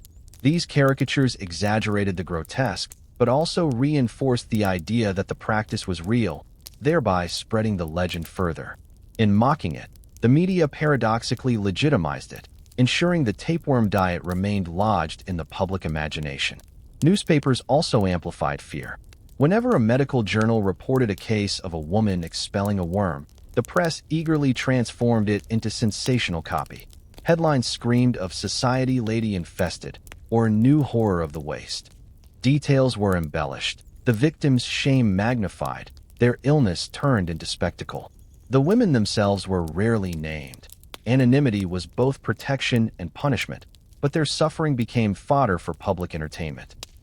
Readers devoured these tales with a mixture of fascination and disgust, secure in the knowledge that they could laugh at the folly of others while still considering the diet privately. Medical journals were complicit as well. Some physicians published warnings against the practice, citing specific cases of harm. Others wrote in tones of detached amusement, chronicling the peculiar fad, as though it were a mere curiosity of fashion. The academic papers lent a veneer of credibility to what might otherwise have been dismissed as rumor. When doctors debated the issue in print, the public interpreted it not as debunking, but as evidence of possibility. The media's role was not only to spread, but also to shape perception. For the wealthy, stories about the tapeworm diet carried a whiff of scandal that both titillated and threatened. For the working classes, newspapers often presented it as an indulgence of the foolish rich, another example of aristocratic vanity gone mad. The divide reinforced class prejudices while simultaneously ensuring that the idea trickled down the social ladder. In America, the press often sensationalized European trends, using them as moral lessons. Articles warned American women not to follow the bizarre fancies of continental society. Yet the warnings often had the opposite effect, introducing readers to the very fad they claimed to denounce. By framing it as exotic, foreign, and scandalous, American papers made the tapeworm diet all the more intriguing. Illustrated magazines also played a crucial role in embedding the image of thinness as desirable. Fashion plates, lithographs, and later photography presented women with impossibly cinched waists, fueling demand for methods, legitimate or otherwise, that could deliver such silhouettes. Against this backdrop, the tapeworm diet's promise of effortless thinness seemed not only plausible but inevitable. The media's imagery created the hunger, the advertisements supplied the bait. As the 19th century wore on, the tone of coverage shifted. By the turn of the century, the tapeworm diet was more often invoked as a cautionary tale than as a live possibility. Writers used it as shorthand for the extremes of vanity, the ultimate symbol of foolishness. In novels and plays, characters obsessed with beauty were mocked by references to worms, the grotesque metaphor serving as moral punishment. The press that had once flirted with its legitimacy now used it to ridicule women's desperation, reinforcing the notion that their suffering was their own fault. But the damage had already been done. The tapeworm diet's infamy owed as much to the media's fascination as to the unscrupulous sellers who profited from it. Newspapers made it public, advertisements made it tempting, satire made it memorable, and medical journals made it plausible. Without this web of media influence, the fad might have remained a minor curiosity. Instead, it became a lasting legend of quackery. It is tempting to condemn the press of that era for irresponsibility, but one must remember the context. Sensationalism was the business model of the 19th century newspaper. Health scares, bizarre fads, and lurid scandals were essential to keeping readers engaged. In amplifying the tapeworm diet, the press was not deviating from its role, but fulfilling it. The victims of the fad were collateral damage in the endless pursuit of circulation. The story of the media's role in the tapeworm diet is not merely about one grotesque fad. It is a reminder of the power of narrative to shape reality. What people read in newspapers, saw in illustrations, and heard in gossip columns did not simply reflect reality, it created it. By presenting the tapeworm diet as something that existed, whether as cure, scandal, or joke, the media gave it life. And in this lies the deeper truth. The press of the 19th century was not just reporting on culture, but manufacturing it. In doing so, it ensured that the image of women swallowing parasites in pursuit of beauty would remain one of the most infamous symbols of vanity in history. The tapeworm diet might never have achieved the same level of notoriety without the reaction of the medical establishment. Doctors, scientists, and quacks alike all had something to say about it, and their voices, whether condemning, questioning, or exploiting, shaped the story. In an age before modern regulation, the medical response was fragmented, contradictory, and often muddled by professional rivalries. The result was that the tapeworm diet, rather than being firmly debunked, hovered in a strange twilight between satire and possibility. In the early decades of the 19th century, medicine was itself in transition. Germ theory had yet to be widely accepted, and the understanding of parasites was rudimentary. Tapeworms were known to exist. Physicians had documented their appearance in human intestines for centuries. Medical treatises described their symptoms: weight loss, anemia, bloating, nervous disturbances, and various treatments, from herbal purges to mercury. Yet the exact life cycle of the tapeworm, how it entered and left the human body, remained mysterious to many practitioners until the mid to late 1800s. This ambiguity created fertile ground for myth-making. When whispers of intentional tapeworm ingestion began circulating, some doctors dismissed the stories outright as absurd. Medical journals carried editorials mocking the credulity of the public, insisting that no sane woman would willingly swallow a parasite. Others, however, warned in earnest that the fad was real and dangerous. Case reports began to appear, describing women who had expelled worms, often after using strong purgatives. Whether these women had genuinely ingested tapeworm eggs through quack pills or had acquired them accidentally through contaminated food was not always clear. But the stories lent plausibility to the idea that at least some were trying it intentionally. The tension lay in medicine's dual role, healer and moral arbiter. On one hand, physicians sought to protect patients from harm. On the other, they often framed their warnings in moralistic terms, condemning the vanity that would drive women to such extremes. Articles scolded women for caring more about fashion than health, casting them as foolish and weak-minded. This moral condemnation sometimes overshadowed practical medical advice, making the doctor's tone less sympathetic and more judgmental. Not all doctors opposed the fad. The 19th century was rife with practitioners who blurred the line between medicine and quackery. Some claimed to offer tapeworm treatments themselves, advertising discreetly in the back pages of newspapers or through word of mouth. These men capitalized on the public's desperation, presenting themselves as learned experts offering safe, controlled solutions. They promised results without the risk of accidental infection, often selling pills or tinctures that may have contained nothing more than harmless herbs. Others, more unscrupulous, may well have included parasitic material, though the evidence is murky. What is clear is that the medical establishment lacked the power to shut these practices down. There were no standardized licensing boards in many countries, no central authority to regulate advertising, and few mechanisms to punish malpractice. Quacks thrived in the gray spaces of medical authority, often borrowing the language of science to bolster their credibility. The controversy over the tapeworm diet thus mirrored larger debates about the legitimacy of medicine itself in the 19th century. By the latter half of the century, as germ theory gained traction and the study of parasites advanced, the medical response grew more precise. Scientists like Friedrich Küchenmeister in Germany conducted detailed studies of tapeworm life cycles, tracing their transmission from animals to humans. His experiments, some of which involved deliberately infecting prisoners, provided definitive proof of how tapeworms spread. These findings undercut the mystique of the tapeworm diet, showing that deliberate ingestion was not only reckless but potentially deadly. Still, even as scientific understanding improved, the idea persisted in popular imagination. Physicians continued to encounter patients who believed in the possibility of safe ingestion. Doctors reported with frustration that women would come to them asking about the treatment or confess to having taken pills of dubious origin. The very fact that medical journals published warnings ensured that the fad remained in public view, paradoxically feeding the curiosity it sought to suppress. The medical response was also shaped by the broader culture of weight loss in the 19th century. Doctors themselves sometimes encouraged extreme measures, prescribing dangerous diets, laxatives, and purgatives to women seeking thinness. While condemning the tapeworm diet, they simultaneously reinforced the societal pressures that made such fads attractive in the first place.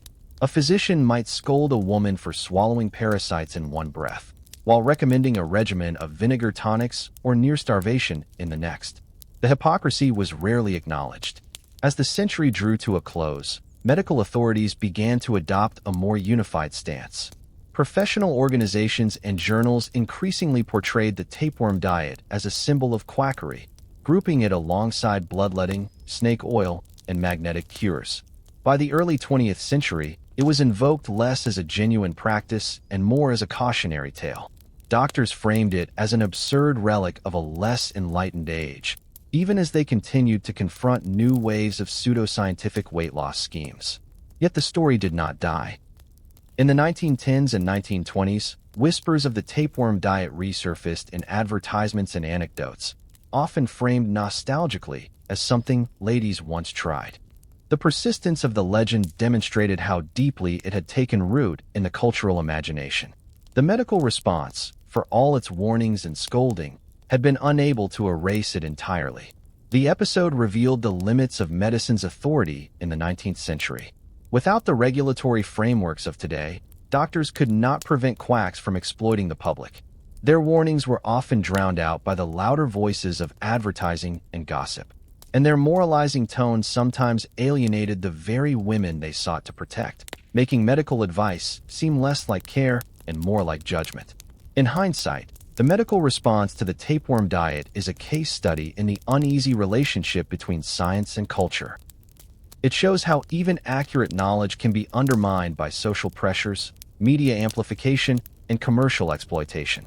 The doctors of the 19th century may have been right to condemn the fad, but their fragmented and inconsistent response ensured that the legend would outlive them. What lingers most is not the certainty of fact, but the ambiguity of possibility. Did many women truly swallow tapeworm eggs in pursuit of beauty, or was the fad more myth than reality?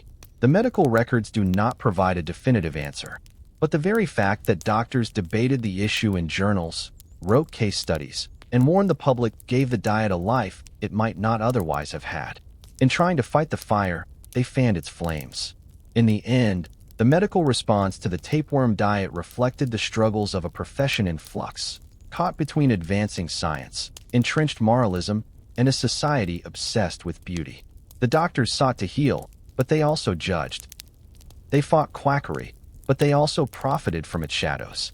And in doing so, they became not only critics of the tapeworm diet, but participants in its strange and enduring story. Behind every fad lies the human stories of those who, in desperation, curiosity, or folly, embraced it. The tapeworm diet, whether more myth than fact, drew its power not from scientific studies, but from whispered tales of women who supposedly dared to swallow the parasite. These stories, scattered across newspapers, memoirs, and medical journals, created a tapestry of rumor and reality so tightly woven that it became difficult to tell where fact ended and invention began. Yet regardless of their truth, these narratives reveal something profound about women's lives in the 19th century: the crushing weight of beauty standards, the lack of safe alternatives, and the extraordinary risks some were said to have taken.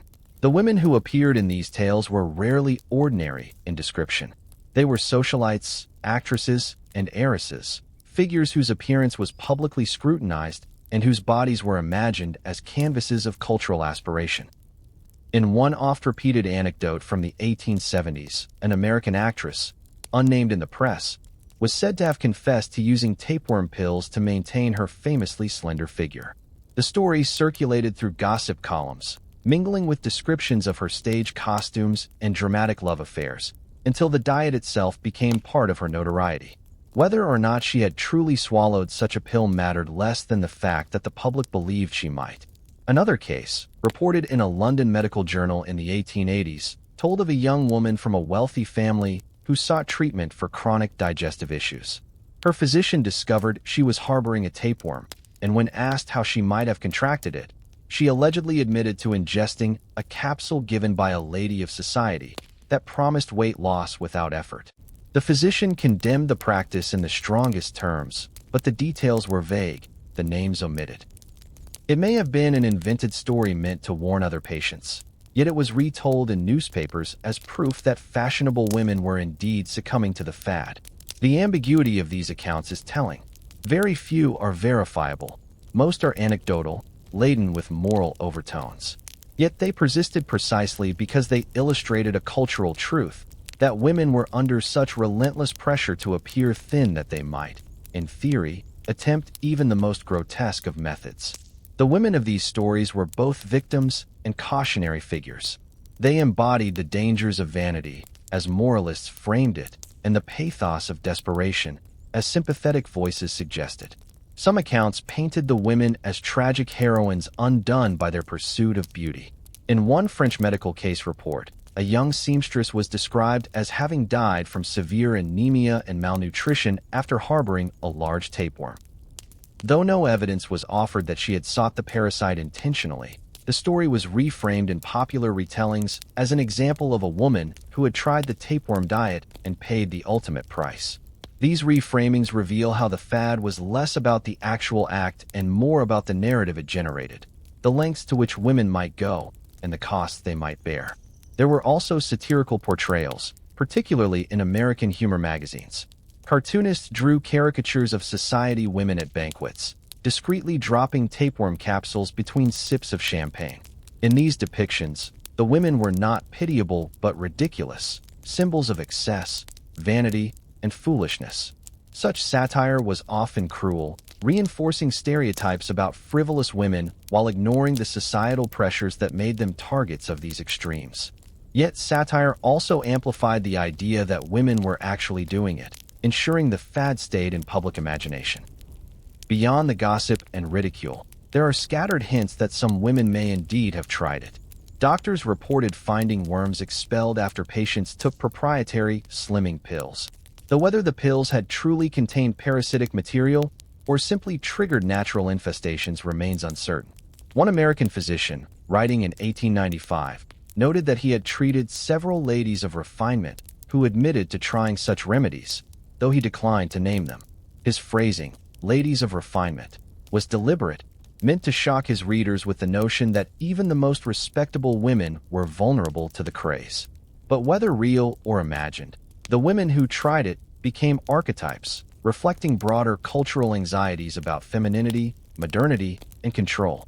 To be a woman in the 19th century was to be observed constantly, her value tethered to her appearance. Corsets constricted, fashions demanded ever-slender silhouettes, and advice manuals filled with admonitions against excess weight. Against this backdrop, the tapeworm diet emerged less as a bizarre anomaly and more as a grotesque extension of the pressures already at play. The stories also illuminate the lack of safe, effective methods for weight control available at the time. Dietetics as a science was in its infancy. Caloric theory was barely understood. Exercise for women was discouraged as unladylike. Medicines were often toxic, ranging from arsenic pills to purgatives laced with mercury. In such a landscape, the idea of a parasite that consumed one's excess food seemed almost rational. If a woman believed that swallowing a worm could free her from both hunger and ridicule, the risk, however terrifying, might have seemed less than the alternatives. Perhaps most telling is the way these women were remembered. Their stories were rarely about them as individuals, but about what they represented.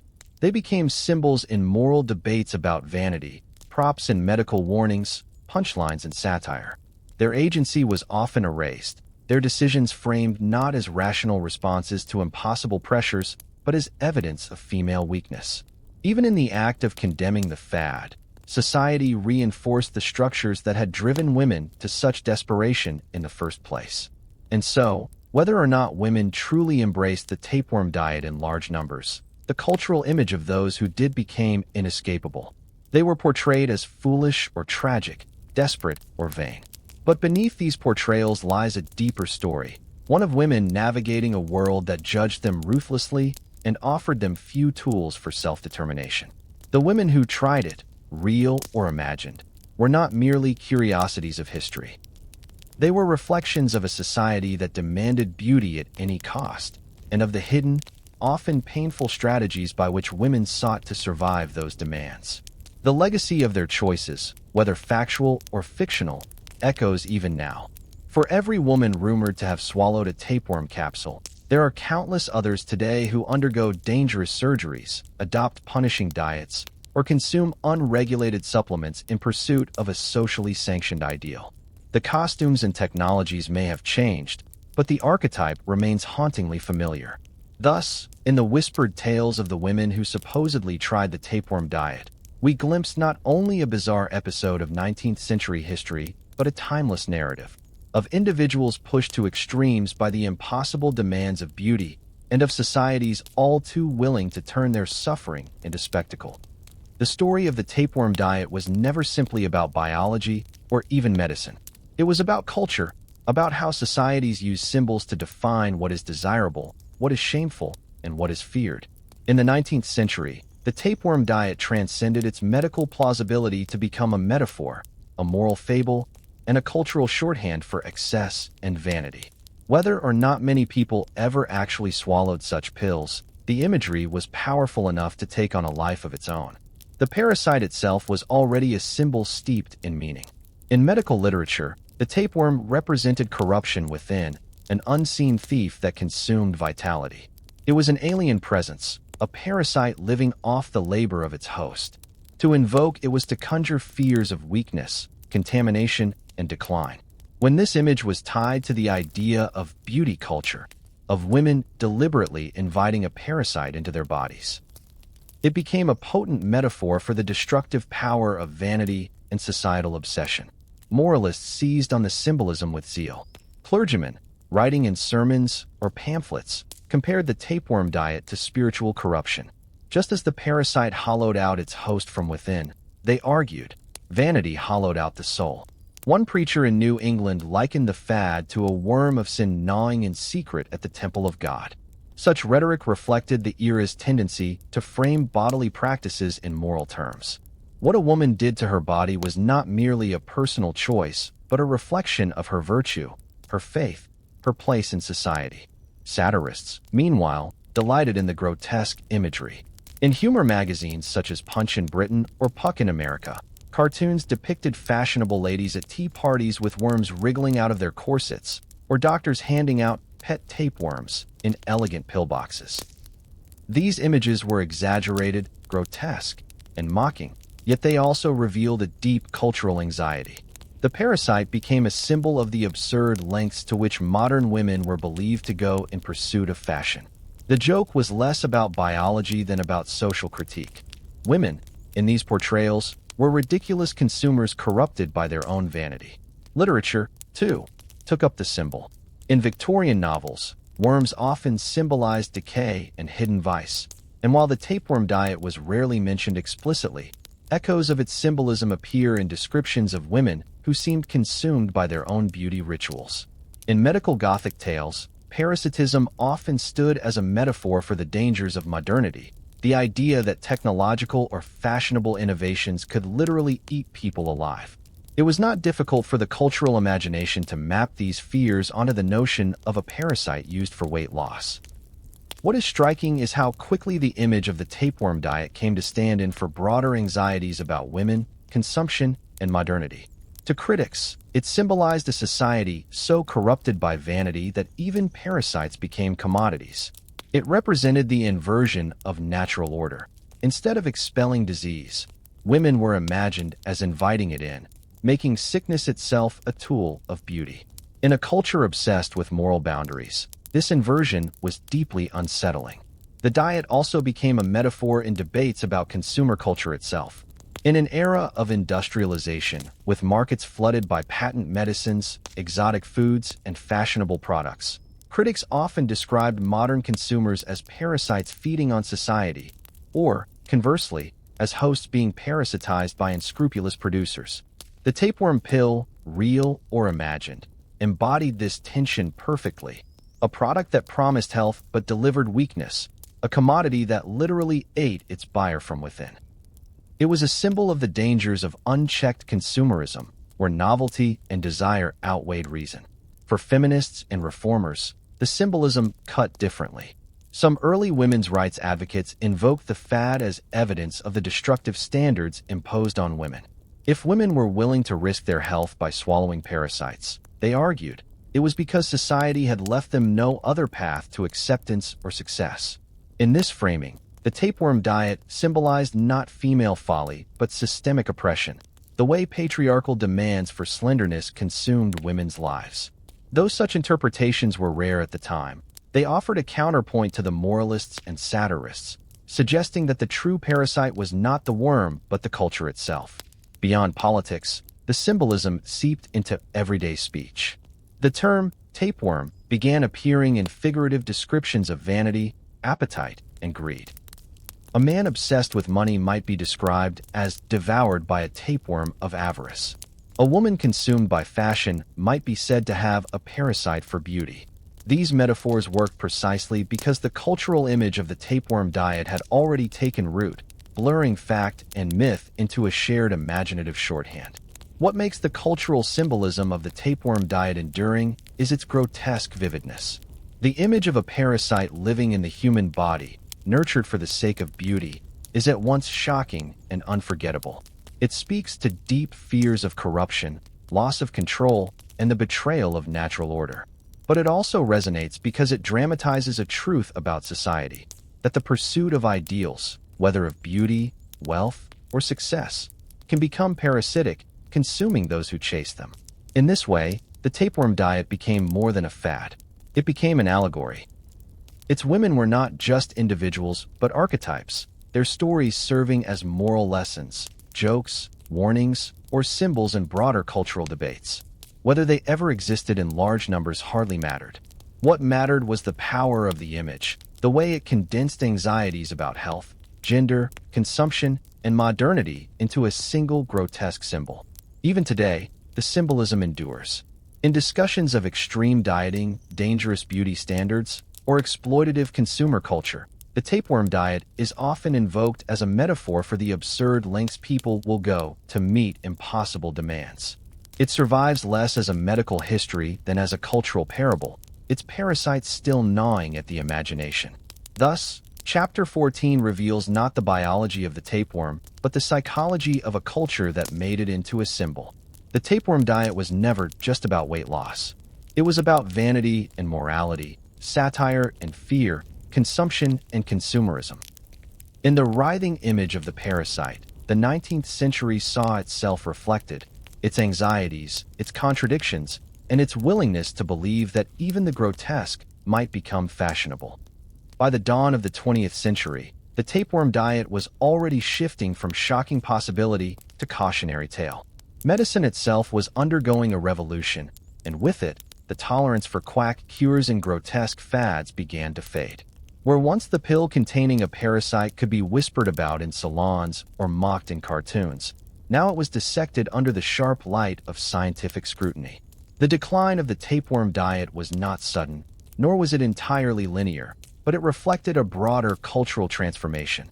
The triumph of bacteriology, the tightening of regulation, and the growing insistence that health must be governed by science rather than spectacle. The medical reckoning began with the rise of parasitology as a modern science. In the late 19th century, German and Swiss researchers pioneered studies of parasitic worms, tracing their life cycles with painstaking precision. Friedrich Kuchenmeister, a physician in Dresden, had shown decades earlier that tapeworm cysts in animal flesh could develop into full parasites in the human gut, and others carried this work further. By the 1880s, textbooks detailed the dangers of tinnitus, malnutrition, abdominal pain, anemia, nervous system disorders, and even death. The idea of deliberately swallowing such creatures for beauty was framed as absurd, not merely grotesque, but medically reckless. Doctors began to speak more directly against the supposed fad. Medical journals printed stern warnings, often ridiculing the very notion of a tapeworm diet. In one 1896 editorial, an American physician wrote that women should voluntarily play host to a worm is not merely improbable, but intolerable. The stomach is not a stage for vaudeville. While some practitioners admitted they had heard rumors of such pills, most insisted they were either rare hoaxes or urban legends exaggerated by satirists. Whether real or not, the medical consensus hardened. No respectable doctor would condone, let alone prescribe, such a practice. Meanwhile, new public health laws began to reshape the marketplace for patent medicines. The United States passed the Pure Food and Drug Act of 1906, requiring disclosure of ingredients and targeting fraudulent advertising. Across Europe, similar laws sought to curb the excesses of the 19th century cure-all industry. The era of secret formulas and extravagant promises was drawing to a close. A pill claiming to contain a living parasite would not only have been unmarketable under such regulations, but also prosecutable. Thus, the tightening of law was one of the nails in the coffin of the tapeworm pill, whether it had ever been widely sold or not. Yet the most significant blow came from cultural change. As scientific medicine gained authority, society's fascination with grotesque remedies waned. The parasite no longer seemed an exotic possibility, but a horror to be eliminated. Newspapers reported on parasitic infections not as curiosities, but as urgent threats, particularly as global trade and colonization brought new awareness of tropical diseases. Hookworm, schistosomiasis, and malaria were being studied with intensity, their parasitic agents seen as enemies of civilization. In such a context, the notion of inviting a parasite inside the body for beauty became culturally unthinkable. The decline of the corset further shifted the landscape. As women's fashion evolved in the early 20th century, the extreme hourglass silhouette gave way to looser styles, and with it, the demand for drastic bodily reshaping diminished. The 1920s flapper ideal emphasized slimness still, but it was achieved through dieting, exercise, and new cultural technologies such as calorie counting, not through grotesque gimmicks. The tapeworm diet lingered only as a relic of a darker, less rational past. But the myth refused to die quietly. Even as doctors denounced it and laws curtailed it, the tapeworm diet lived on in whispers, pamphlets, and urban legends.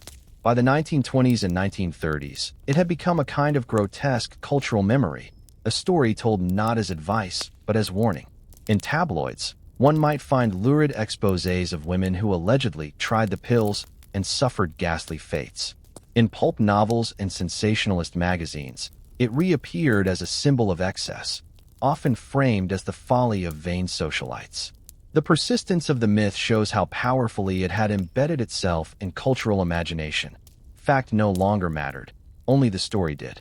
Historians today debate whether the tapeworm pill was ever widely available or simply a marketing hoax amplified by satire. Some researchers suggest it may have been sold in rare instances, particularly in the unregulated patent medicine market, but never at the scale implied by its notoriety. Others argue that no verifiable evidence exists of its genuine use. This uncertainty is telling in itself, for it reveals how myths can thrive in the gaps of documentation. The tapeworm diet's power lay not in its adoption, but in its evocativeness, an idea so grotesque and yet so plausible within its cultural context that it refused to vanish. By the mid-20th century, the diet was cited primarily as an example of the bizarre past of medicine, grouped with mercury cures, arsenic tonics, and bloodletting. It became a stock feature of museum exhibits and history lectures, often used to illustrate how far medical science had progressed. In this framing, the tapeworm diet symbolized the victory of rational medicine over superstition and quackery. The parasite, once rumored as a cosmetic aid, was returned to its proper place, a menace to be eradicated, not embraced. And yet, the reckoning with the tapeworm diet reveals something larger. It shows how medicine, culture, and morality intertwine. Doctors did not merely debunk a dangerous practice. They participated in reshaping cultural norms, guiding society toward new ideas of health, beauty, and rationality. The story of the tapeworm diet is thus not only a tale of medical error, but also of medical authority. How science came to assert itself as the final arbiter of what bodies should and should not endure. As the 20th century advanced, new diets replaced the parasite in the popular imagination. The grapefruit diet, the cabbage soup diet, the cigarette diet promoted by tobacco companies, and countless others. Each carried its own hazards, but none were quite as symbolically grotesque as the tapeworm. That image remained unique, a reminder of how the pursuit of beauty could devour reason itself. In the end, the decline of the tapeworm diet was not just about science discrediting pseudoscience.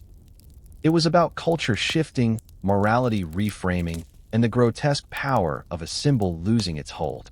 But the legacy remained, lurking in the background of every new fad, every extreme promise, every advertisement that asked consumers to risk their health for beauty. The tapeworm diet may have ended as a practical possibility, but it endured as a cautionary tale, its parasite forever lodged in the imagination of modernity. The tale of the tapeworm diet, whether fact, fraud, or fable, endures not because of how many women actually swallowed a parasite, but because of what it reveals about the human condition. The 19th century world was one of contradictions, a society enthralled by modern science, yet still drawn to miracle cures, obsessed with appearances yet fearful of the costs beauty demanded. The tapeworm pill embodied this tension. It was both utterly implausible and strangely believable, a grotesque emblem of what people might do in their pursuit of social ideals. If the history of medicine is, in part, a history of errors, then the tapeworm diet holds a special place among them. It was not a surgical blunder or a misdiagnosis, but a deliberate gamble, to welcome a parasite for the promise of slenderness. That gamble reflects a timeless desperation, the desire to reshape the body at any cost. Even in a century that celebrated progress, industrialization, and rationality, people were still willing to believe that health could be sacrificed on the altar of beauty. And yet, this story also illustrates how myths can teach as much as truths. Whether or not tapeworm pills were widely consumed is almost beside the point. The enduring myth exposes society's anxieties about vanity, deceitful advertising, and the dangers of unchecked desire. It shows how grotesque stories spread not merely as medical possibilities, but as cultural warnings. The tapeworm diet became a parable whispered across generations. Beware what you ingest in the name of beauty. Beware the promises too strange to be safe. In this sense, the diet did not vanish with the 20th century. It lingers in every new fad that asks people to harm themselves in pursuit of an ideal. Cigarettes once marketed as appetite suppressants, amphetamines disguised as slimming aids, crash diets that starve the body. All of these echo the same hunger for a shortcut. Today, one finds similar echoes in detox teas, diet pills of questionable safety, and digital filters that promise beauty without nourishment. The parasite may no longer be literal, but metaphorical tapeworms still thrive, products and promises that consume health in the name of appearance. The conclusion is not merely about ridicule, but about recognition. To mock the 19th century women who may have flirted with this grotesque idea is to miss the larger truth. They were living within a system that prized beauty above well-being, that equated thinness with virtue, and that left them desperate for solutions. That system, in many ways, remains alive. The tapeworm pill, whether real or imagined, was not the root of the problem. It was the symptom of deeper pressures. This story also reminds us of the power of science to both protect and reshape society. As medicine advanced, it dismantled the credibility of such fads and built structures of regulation that shielded the public from dangerous frauds. But science did more than save bodies. It also reshaped imaginations, moving the grotesque from possibility to parody. Without the rise of parasitology, bacteriology, and public health, the tapeworm diet might have persisted longer, another deadly cure marketed to the desperate. Yet science alone cannot cure the human hunger for perfection. The lesson of the tapeworm diet is not only medical, but moral. Every age produces its own parasites, whether real or symbolic, feeding on insecurity. What differs is the form they take. The 19th century had its worm. The 21st has its filters, its pills, its algorithms. All are mirrors of the same restless pursuit of beauty. So the story ends not with a worm expelled, but with a truth exposed. The tapeworm diet belongs to history, yes, but its legacy remains. It is a reminder that beauty, when pursued without balance, can consume more than it creates.